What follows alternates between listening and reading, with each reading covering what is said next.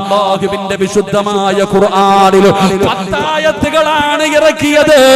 ഒരു പെണ്ണ് കരഞ്ഞപ്പോ, ഒരു പെണ്ണ് സങ്കടപ്പെട്ടപ്പോ, ഒരു പെണ്ണ് റബ്ബിനോട് ദുആ ചെയ്തപ്പോ അതാ ഖുർആനിൽ 10 ആയത്തുകളാണ് ഇറങ്ങിയത്. ആ പെണ്ണാരെന്നറിയോ? ആ പെണ്ണാരെന്നറിയോ? മഹദിയായ ആയിഷ.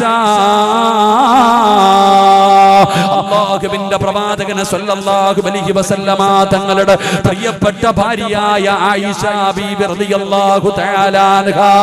ഏതാണ് ആയിഷയുടെ ചരിത്രം അറിയുമല്ലോ? പടച്ചവനെ, സഫ്വാൻ എന്ന് പറയുന്ന ചെറുപ്പക്കാരനായ സ്വഹാബി, ബദരീങ്ങളിൽപ്പെട്ട സ്വഹാബി, ആ ബദരീങ്ങളിൽപ്പെട്ട സഫ്വാൻ എന്ന് പറയുന്ന ചെറുപ്പക്കാരൻ, രണ്ടുപേരെയും ചേർത്ത് വെച്ചൊരു കഥ ഇറങ്ങുകയാണ്. അല്ലാഹുവേ, ആയിഷ ബിബി ജനിച്ചു, ആയിഷ ബിബി ജനിച്ചു. അല്ലാഹുവിന്റെ പ്രവാചകന്റെ ഭാര്യയെ കുറിച്ച്, അല്ലാഹുവിന്റെ റസൂലിന്റെ പ്രിയപ്പെട്ട ഭാര്യയായ ആയിഷ ബീബി റളിയല്ലാഹു തആല അൻഹ, ഖുർആനിൽ 10 ആയത്തുകളാണ് നിപ്പിൽ ഇറങ്ങി വന്നത്. എന്റെ പ്രിയപ്പെട്ട സഹോദരങ്ങൾ, ആയിഷ ഒന്ന് കരഞ്ഞപ്പോ, ആയിഷ ബീബി റളിയല്ലാഹു തആല അൻഹ ഒന്ന് സങ്കടപ്പെട്ടപ്പോ ഖുർആനിൽ നിന്ന് ആയത്തിറക്കിയിട്ട് അല്ലാഹു നിരപരാധിത്വം തെളിയിച്ചു. നമുക്ക് ചരിത്രമറിയാം. മുഅ്തത്ത് യുദ്ധം കഴിഞ്ഞു മടങ്ങി വരുന്ന രംഗം. ആയിഷ ബീബി റളിയല്ലാഹു തആല അൻഹ മലമൂത്ര വിസർജനം നടത്തുന്നതിന് വേണ്ടി പോയി. ആയിഷ ബീബി റളിയല്ലാഹു തആല അൻഹ തന്റെ ആവശ്യ പൂർത്തീകരണമെല്ലാം കഴിഞ്ഞു വന്നിട്ട് എന്റെ പ്രിയപ്പെട്ടവരെ തന്റെ ഒട്ടകക്കട്ടിലിന്റെ മുകളിലേക്ക് കയറി. അങ്ങനെ ആണുങ്ങൾ എല്ലാവരും അവരുടെ ആവശ്യങ്ങൾക്ക് പോയി. അപ്പോഴാണ് ആയിഷ മനസ്സിലാക്കുന്നത് തന്റെ കഴുത്തിൽ കിടന്ന മാല കാണുന്നില്ല. ആയിഷ ബീബി റളിയല്ലാഹു തആല അൻഹയ്ക്ക് മനസ്സിലായി പോയ സ്ഥലത്ത് നഷ്ടപ്പെട്ടതാ. അതുകൊണ്ട് ഒട്ടകക്കട്ടിലിന്റെ പുറത്തേക്ക് തലയിട്ട് നോക്കി, നബിതങ്ങളെ കാണുന്നില്ല, സഹാബത്തിനെ കാണുന്നില്ല. അപ്പൊ ആയിഷ ബീബി വിചാരിച്ചു ഓടിച്ചെന്നെടുത്തുകൊണ്ടുവരാം. ആയിഷ ബീബി മാല തിരഞ്ഞിറങ്ങിപ്പോയി. എന്റെ പ്രിയപ്പെട്ടവരെ, ആയിഷ ബീബി വാഹനത്തിന്റെ അകത്ത് കയറുന്നത് കണ്ടത് കാരണം ഒട്ടകക്കട്ടിലെടുത്ത് എന്റെ പ്രിയപ്പെട്ടവരെ മുകളിൽ വെച്ചുകൊണ്ട്, ആയിഷ ബീവിക്ക് വലിയ ആരോഗ്യമൊന്നുമില്ല, ചെറിയ പെൺകുട്ടിയാ, അതുകൊണ്ട് അതിനകത്തുണ്ടോ എന്നറിയില്ല, എല്ലാരും ഉണ്ടെന്നുള്ള ധാരണയിൽ അതെടുത്ത് മുകളിൽ വെച്ച് വാഹനം പോയി. ആയിഷ ബീബി റളിയല്ലാഹു തആല അൻഹ മാലയുമായിട്ട് തിരിച്ചു വരുമ്പോ സുബ്ഹാനല്ലാഹ്, നബിതങ്ങളെയും സ്വഹാബത്തിനെയും കാണാനില്ല. എന്ത് ചെയ്യണമെന്നറിയില്ല, ഒരു ചെറിയ പെൺകുട്ടിയാ. ആയിഷ ബീബി റളിയല്ലാഹു തആല അൻഹ വഴിയോരത്തിരുന്ന് കരയാൻ തുടങ്ങി. ആയിഷ ബീബി റളിയല്ലാഹു തആല അൻഹ വഴിയോരത്തിരുന്ന് കരയാൻ തുടങ്ങി. അപ്പോഴാണ് സഫ്വാൻ എന്ന് പറയുന്ന ബദരീങ്ങളിൽപ്പെട്ട സ്വഹാബി വരുന്നത്. തന്റെ ഒട്ടകപ്പുറത്ത് ആ സഹാബി കടന്നു വരുന്നുണ്ട്.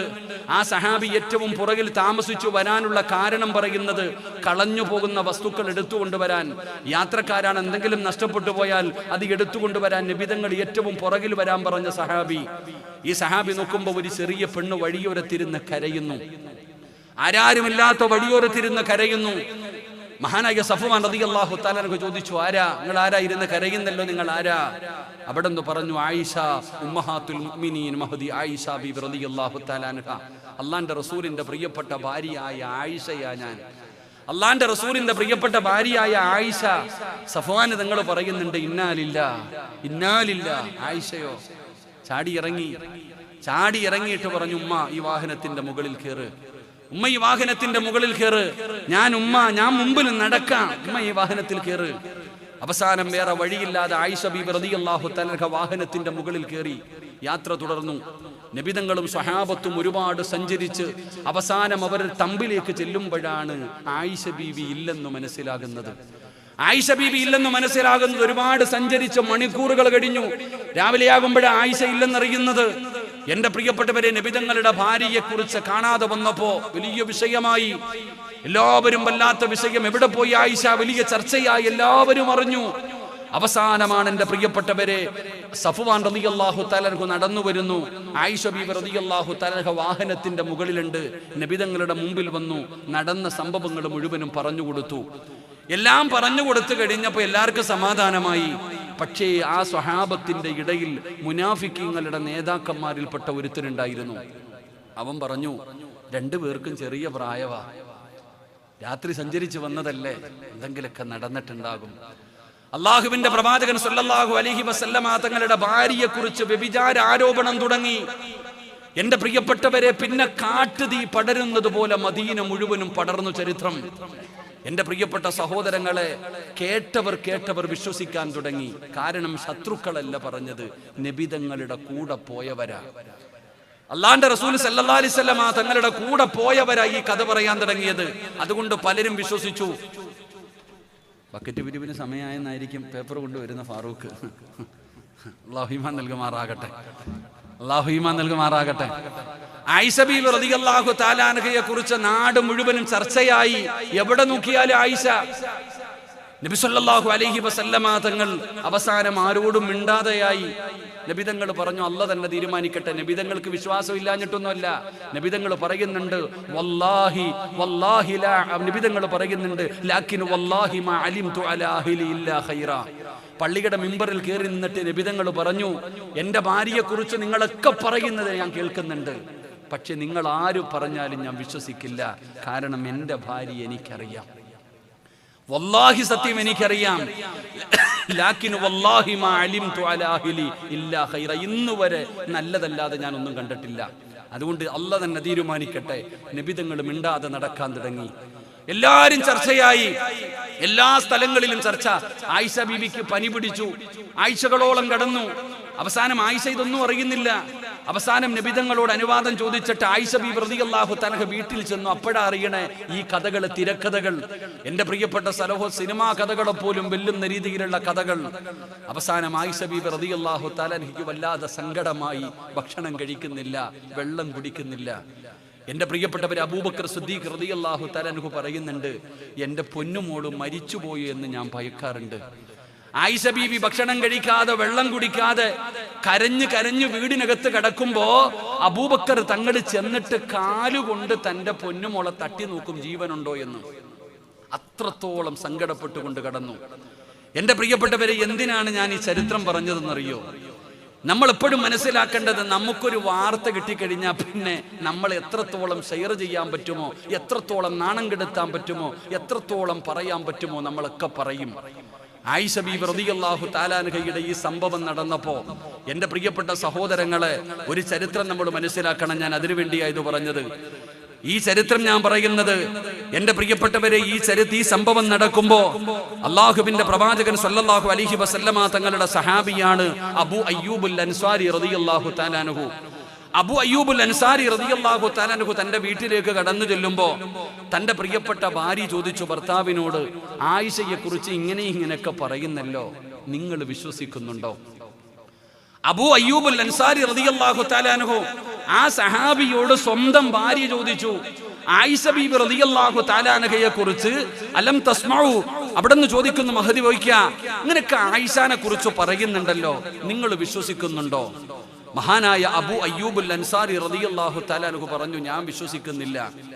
തന്റെ ഭാര്യയോട് ചോദിച്ചു, ആയിഷയുടെ സ്ഥാനത്ത് നീ ആയിരുന്നെങ്കിൽ വ്യഭിചരിക്കുമായിരുന്നോ? വളരെ വ്യക്തമായി നിങ്ങൾ കേൾക്കണം. ആയിഷ ബീബി വ്യഭിചരിച്ചു എന്ന് എല്ലാരും പറയുന്നല്ലോ, തെളിവുകളൊക്കെ എതിരാണല്ലോ, നിങ്ങൾ വിശ്വസിക്കുന്നു എന്ന് ചോദിച്ചപ്പോൾ അബൂ അയ്യൂബുൽ അൻസാരി എന്ന് പറയുന്ന സഹാബി തന്റെ പെണ്ണുമ്പിള്ള എടുത്ത് ചോദിച്ചു, ആ ആയിഷയുടെ സ്ഥാനത്ത് നീ ആയിരുന്നെങ്കിൽ വ്യഭിചരിക്കുമായിരുന്നോ?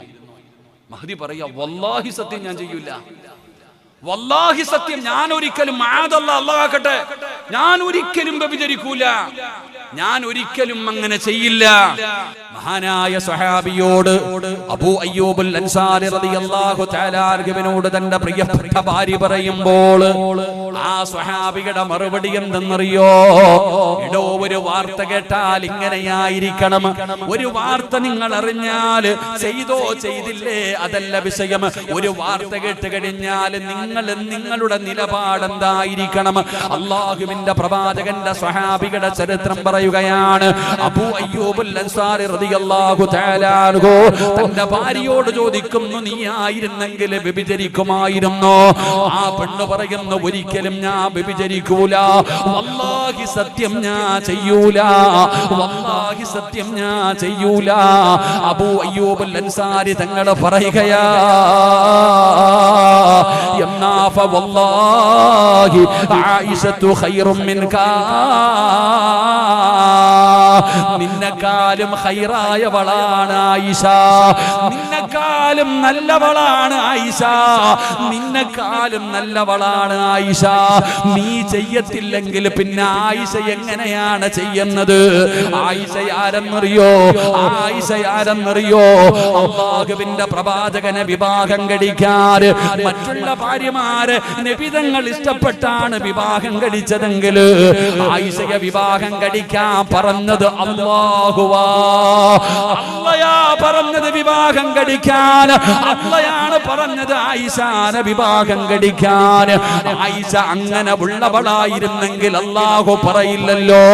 എന്റെ പ്രിയപ്പെട്ട സഹോദരങ്ങള്, ആ സ്വഹാബിയുടെ നിലപാടതായിരുന്നു. ആ സ്വഹാബിയുടെ നിലപാടതായിരുന്നു. ഒരിക്കലും ആയിഷ വ്യഭിചരിക്കൂല, ഒരിക്കലും ആയിഷ വ്യഭിചരിക്കൂല. എന്റെ പ്രിയപ്പെട്ടവരെ, അല്ലാഹുവിന്റെ ഖുർആനിൽ ആയത്തിറങ്ങുകയാ, ലൗലാ ഇദ് സമിഅതുമൂഹു വന്നൽ മുഅ്മിനൂന വൽ മുഅ്മിനാത്ത് ബിഅൻഫുസിഹിം ഖൈറാ.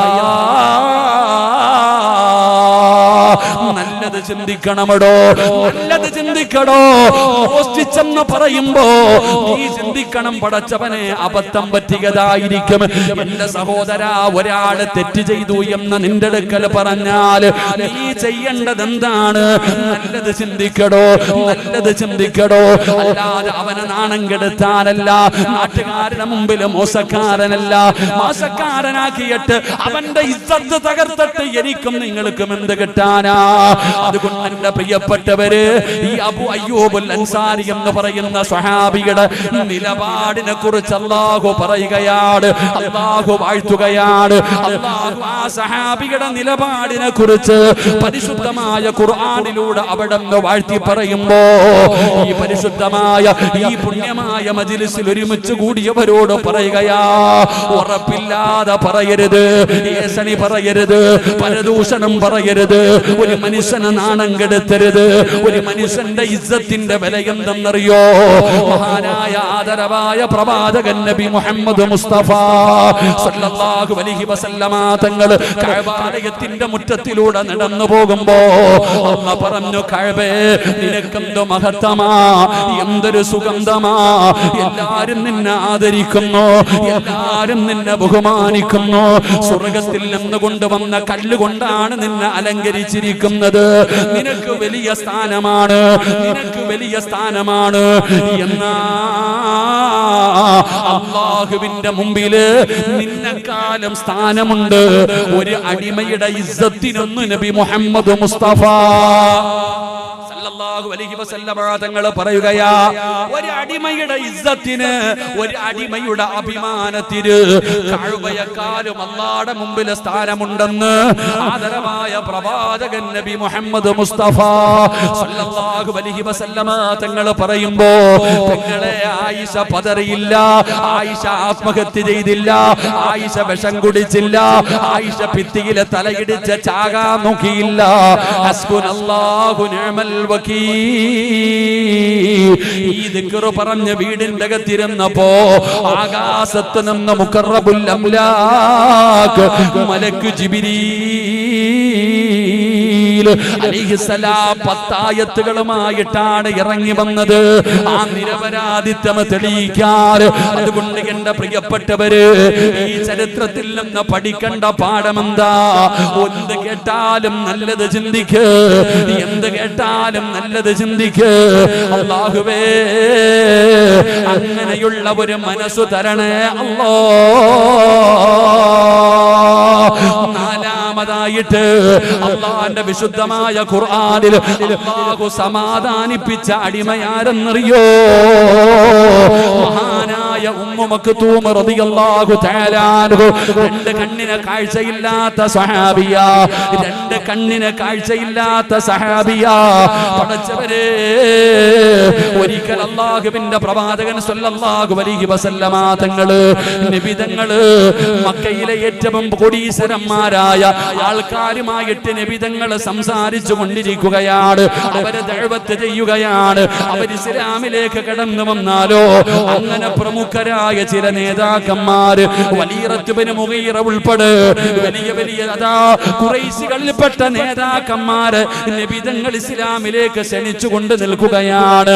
അപ്പോഴാണ് കണ്ണിന് കാഴ്ചയില്ലാത്ത ഉമ്മു മക്തൂം റളിയല്ലാഹു തആല അൻഹു അല്ലാഹുവിന്റെ പ്രവാചകന്റെ മുമ്പിലേക്ക് കടന്നു വന്നു. അല്ലാഹുവിന്റെ റസൂലിന്റെ മുമ്പിലേക്ക് കടന്നു വന്നു. യാ റസൂലല്ലാഹ്, എനിക്കൊരു ഇൽമു പറഞ്ഞു തരുമോ നബിയേ? ഒരു സംശയം ചോദിക്കാൻ കടന്നു വരികയാണ്. പടച്ചവനെ, ആ സ്വഹാബിക്ക് കണ്ണിന് കാഴ്ചയില്ല. നബി തങ്ങളുടെ മുമ്പിൽ വന്നിട്ട് പറഞ്ഞു, എനിക്കൊന്ന് ഇൽമു പറഞ്ഞു തരാറ്. പടച്ചവനെ, നബി തങ്ങൾ ചിന്തിക്കുകയാണ്, ഈ സഹാബി മുസ്ലിമാണല്ലോ, എപ്പോ വേണമെങ്കിലും പറഞ്ഞു കൊടുക്കാമല്ലോ. ഈ ഇരിക്കുന്ന നേതാക്കന്മാർ ഇസ്ലാമിലേക്ക് കടന്നു വന്നാൽ വലിയ സന്തോഷമുള്ള കാര്യമാണല്ലോ. പടച്ചവനെ, ഉമ്മു മക്തൂം പിന്നെയും നബി തങ്ങളോട് ചോദിക്കുകയാ. നബിതങ്ങളുടെ മുമ്പിൽ വലിയ പ്രമുഖരായ ശത്രുക്കളുടെ എല്ലാം വിളിച്ചു കൂട്ടിയിട്ട് നബിതങ്ങൾ അവരെ ഉപദേശിച്ചുകൊണ്ടിരിക്കുക. ദീനിനെ കുറിച്ച് പറഞ്ഞു കൊടുക്കുമ്പോഴാണ് ഉമ്മു മക്തൂം എന്ന് പറയുന്ന സഹാബി വന്നിട്ട് പറയുന്ന, നബിയെ, എനിക്കൊരു അറിവ് പഠിപ്പിച്ചു തരണം, എനിക്കൊരു സംശയമുണ്ട്, പറഞ്ഞു തരണം. ഈ സഹാബിക്ക് അറിയത്തില്ല നബിതങ്ങൾ സംസാരിച്ചു കൊണ്ടിരിക്കുകയാണെന്ന്. അപ്പോഴാണ് അള്ളാഹുവിന്റെ പ്രവാചകൻ സല്ലല്ലാഹു അലൈഹി വസല്ലമ തങ്ങൾ ഈ സഹാബി ഇങ്ങനെ ആവർത്തിച്ച് ഇങ്ങനെ ചോദിച്ചു കൊണ്ടിരുന്നപ്പോ നബിതങ്ങളുടെ മുഖം ഒന്ന് ചുളിഞ്ഞു. അള്ളാഹുവിന്റെ പ്രവാചകൻ സല്ലല്ലാഹു അലൈഹി വസല്ലമ തങ്ങളുടെ മുഖം എന്തേപ്പ ഇപ്പോഴാണ് ചോദിക്കണേ? ഈ സഹാബി ഇങ്ങനെ ചോദിക്കുന്നത് കേട്ടപ്പോ നബിതങ്ങളുടെ മുഖം ഒന്ന് ചുളിഞ്ഞു. എന്റെ പ്രിയപ്പെട്ടവരെ, പ്രവാചകന്റെ മുമ്പിൽ നിന്ന് നേതാക്കന്മാരൊക്കെ ഇറങ്ങിപ്പോയപ്പോ അതാ വരുന്ന മുഖറബുൽ അംലാഖു മലക്ക് ജിബ്രീൽ അലൈഹിസ്സലാം ഇറങ്ങി വന്നിട്ട് നബിതങ്ങളോട് അങ്ങോട്ട് ഓതി കൊടുത്തു. ആ കണ്ണ് കാണാത്ത സഹാബിയുടെ മനസ്സൊന്ന് വേദനിച്ചപ്പോ, ആ സഹാബിയുടെ മനസ്സ് വേദനിപ്പിക്കുന്ന രീതിയിൽ പ്രവാചകന്റെ മുഖം ഒന്ന് ചുളിഞ്ഞപ്പോ അതാ വരുന്നു അബസ വതവല്ല അൻജാഹുൽ അമാ. തുടർച്ചയായ ആയത്തുകൾ ഇറങ്ങുകയാണ്. അല്ലാഹുവിന്റെ വിശുദ്ധമായ ഖുർആനിൽ തുടർച്ചയായിട്ട് ആയത്ത് ഇങ്ങനെ ഇറങ്ങുകയാണ്. ശരിയായില്ല നബിയേ, ശരിയായില്ല നബിയേ, മുഖം ചുളിച്ചത് ശരിയായില്ല നബിയേ. അല്ലാഹുവിന്റെ പ്രവാചകൻ സല്ലല്ലാഹു അലൈഹി വസല്ലമ തങ്ങൾ വഴക്ക് പറയുന്നത് പോലെ ആ കണ്ണ് കാണാത്ത ഒരു സഹാബിയുടെ മനസ്സൊന്ന് വേദനിച്ചപ്പോ അല്ലാഹുവിന്റെ വിശുദ്ധമായ ഖുർആനിൽ പടച്ചവനെ തുടർച്ചയായ ആയത്ത് ഇറങ്ങുകയാണ്. നബിതങ്ങൾ അല്ലാഹു വഴക്കു പറയുകയാണ്. നബിതങ്ങൾ അല്ലാഹു വഴക്കു പറയുകയാ. പടച്ചവനെ, അല്ലാഹുവിന്റെ പ്രവാചകൻ സല്ലല്ലാഹു അലൈഹി വസല്ലമ തങ്ങൾ മസ്ജിദുൻ നബവിയിലേക്ക് കടന്നു ചെല്ലുകയാണ്. മസ്ജിദുൻ നബവിയിലേക്ക് കടന്നു ചെല്ലുകയാണ്. പടച്ചവനെ ചോദിക്കുന്നു, എവിടെയാണ് ഉമ്മു മക്തൂം? എവിടെയാണ് ഉമ്മു മക്തൂം? എവിടെയാ? അല്ലാഹുവിന്റെ പ്രവാചകൻ സല്ലല്ലാഹു അലൈഹി വസല്ലമ തങ്ങൾ ആ കണ്ണ് കാണാത്ത ഉമ്മു മക്തൂം റളിയല്ലാഹു തആല അൻഹു പടച്ചവനെ യബ്സുതു ലഹു റിദാ, നബിതങ്ങൾ ആ ഷാളെടുത്തങ്ങ് വിരിക്കുകയാണ്.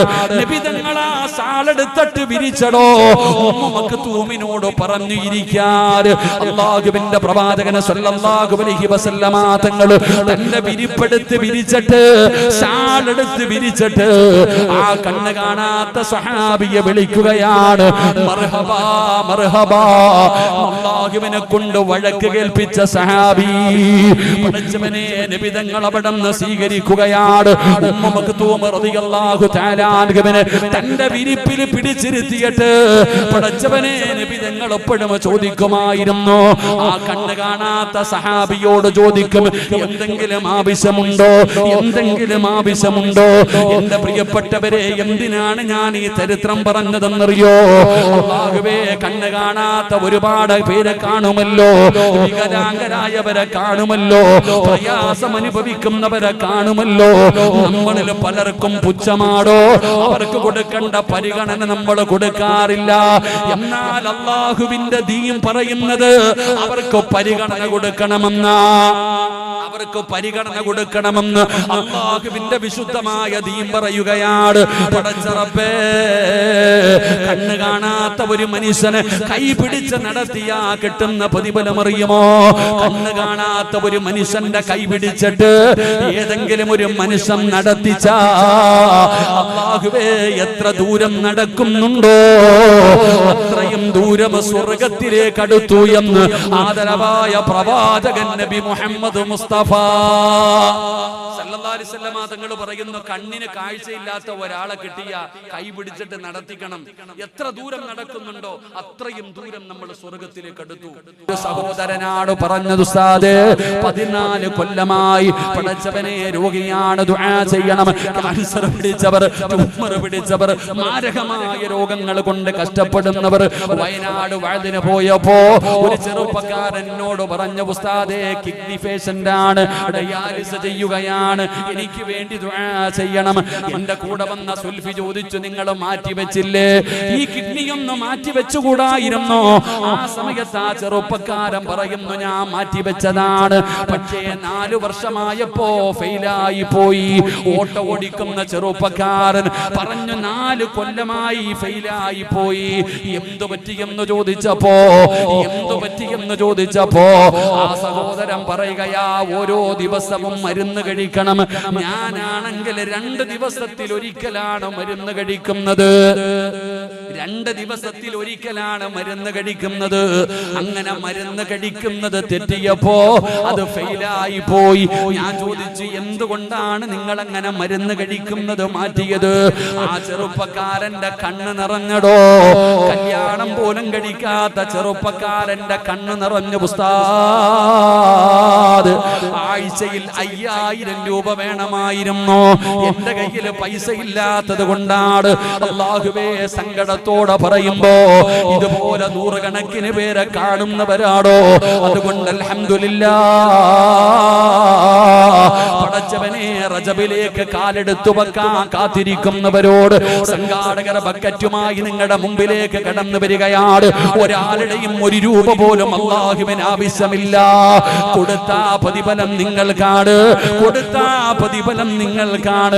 അതുകൊണ്ട് സംഘാടകർ ബക്കറ്റുമായിട്ട് കടന്നു വരികയാണ്. മനസ്സറിഞ്ഞുകൊണ്ടൊരു സദക്കയെടുക്ക്. നഷ്ടമാകില്ല ചെറുപ്പക്കാരാ, നഷ്ടമാകില്ല പെങ്ങളെ. അസ്സദഖത്തു റദ്ദുൽ ബലാ,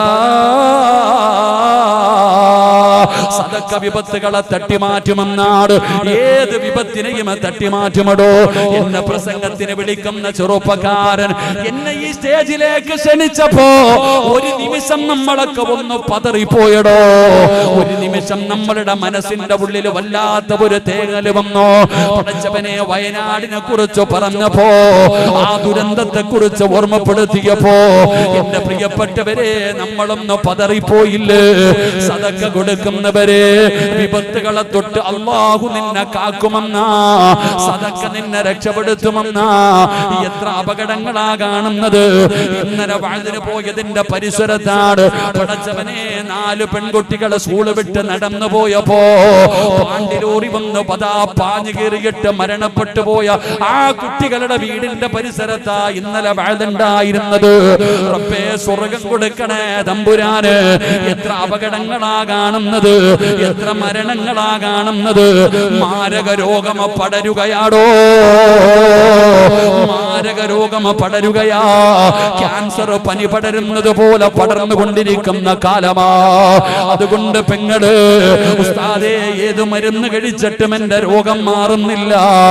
സങ്കടം പറയുന്ന ഉമ്മ, രോഗം മാറണോ ഉമ്മ, രോഗം മാറണോ ഉമ്മ? ഒരു മരുന്ന് നബി തങ്ങൾ പറഞ്ഞു തരികയാ. അല്ലാഹുവിന്റെ റസൂൽ ഒരു മരുന്ന് പറഞ്ഞു തരികയാണ്. ഏത് മരുന്നെന്നറിയോ? അല്ലാഹു അല്ലാഹുവിന് ചില അടിമകളുണ്ട്, അല്ലാഹുവിന് ചില അടിമകളുണ്ട്. ആ അടിമകൾക്ക് രോഗം വന്നാ അവര് സദക്ക കൊടുത്ത് ചികിത്സിക്കുമെന്ന് ആദരവായ പ്രവാചകൻ നബി മുഹമ്മദ് മുസ്തഫ സല്ലല്ലാഹു അലൈഹി വസല്ലമ തങ്ങൾ പറയുകയാണ്, അവര് സദക്ക കൊടുത്ത് ചികിത്സിക്കുകയാണ്, അവര് സദക്ക കൊടുത്ത് ചികിത്സിക്കുകയാണ്. ചികിത്സിക്ക് ചെറുപ്പക്കാരാ, എന്റെ ഉപ്പയോട് പറയുകയാണ്, ക്യാൻസറിന്റെ അണുക്കൾ നിന്റെ ശരീരത്തിലുണ്ടോ എന്ന് നിനക്കറിയില്ലല്ലോ, ട്യൂമറുണ്ടോ എന്നറിയില്ലല്ലോ, നിന്റെ കിഡ്നി പ്രവർത്തിക്കുന്നു എന്നറിയില്ലല്ലോ, കരൾ രോഗമുണ്ടോ എന്നറിയില്ലല്ലോ. സഹോദരാ, നീ കൊടുക്കുന്ന ഈ സദക്കയുടെ മഹത്വം കൊണ്ട് അല്ലാഹു നിന്റെ രോഗം കരിച്ചു കളയുകയാണ്, ഒരു പനിയാക്കി മാറ്റുകയാണ്, നിന്റെ പ്രയാസം അല്ലാഹു മാറ്റുകയാണ്. അപകടങ്ങളെ തൊട്ട് അല്ലാഹു കാക്കുമടാ ചെറുപ്പക്കാരാ. ബൈക്കിന് പായുന്നവനല്ലേ, റോഡിലൂടെ പോകുന്നവനല്ലേ, മോനെ സദക്ക വിപത്തുകളെ തട്ടിമാറ്റുമെന്നാണ്. ഏ പെങ്ങള്, ദുർമരണത്തിൽ നിന്ന് രക്ഷപ്പെടുമുമ്മ. അതുകൊണ്ട് മനസ്സറിഞ്ഞുകൊണ്ട് കൊടുത്തോ, നഷ്ടമാകില്ല, നഷ്ടമാകില്ല. പടച്ചവനെ, ഈ പരിപാടിയുടെ ചിലവ് കടിഞ്ഞ് ഒരു രൂപ ബാക്കി വന്നാലും പടച്ചവനെ, അത് നിങ്ങളുടെ കണ്ണിന്റെ മുമ്പിൽ കാണുന്ന സ്ഥാപനത്തിലുള്ളതാണ്. 180ഓളം വിദ്യാർത്ഥികൾ പഠിക്കുന്ന കോളേജ് നിങ്ങളുടെ കണ്ണിന്റെ മുമ്പിലാണ്.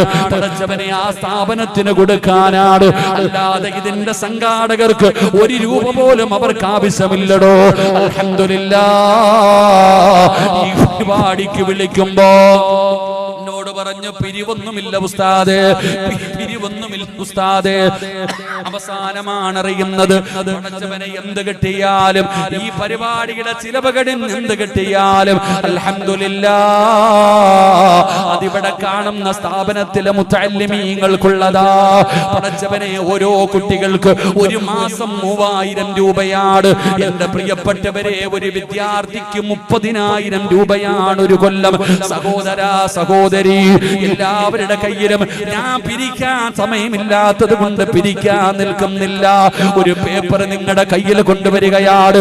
ഇത് ബദരിയ എന്ന് പറയുന്ന ഈ സ്ഥാപനത്തിനുള്ളതാണ്. അൽഹംദുലില്ലാഹ്, ഖുർആനിലെ 2 ആയത്തുകൾ ഞാൻ പറയാം. ആ ആയത്തുകൾ ഓതിയിട്ട് അള്ളാഹുവിനോട് ആരെങ്കിലും പശ്ചാത്തപിച്ച അവന്റെ പാപം മുഴുവനും അള്ളാഹു പുറത്തു കൊടുക്കും. അള്ളാഹു നമ്മുടെ പാപങ്ങൾ പുറത്തുമാറാകട്ടെ. ഇൻഷാ അല്ലാഹ്, ഒരു 2 ആയത്ത് ഓതിയിട്ടൊന്ന് തൗബ ചെയ്തൂടെ? 2 ആയത്ത് ഓതിയിട്ട് തൗബ ചെയ്തൂടെ? ഇൻഷാ അല്ലാഹ്, അൽഹംദുലില്ലാഹ്. ഞാൻ പിരിക്കാനും ഇല്ലല്ലോ. ഇൻഷാ അല്ലാഹ് 2 ആയത്ത് ഓതിയിട്ട് തൗബ ചെയ്തൂടെ?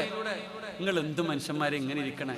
നിങ്ങൾക്ക് എന്താ എൻ്റെ അടുത്തൊരു വൈരാഗ്യം ഉള്ളതുപോലെ? ഞാൻ നിങ്ങളെന്തേലും, ഞാൻ 5-6 ദിവസം ഹോസ്പിറ്റലിൽ കിടന്നിട്ട് എനിക്ക് നാളെ മുതലായി ഇനി റെസ്റ്റ്.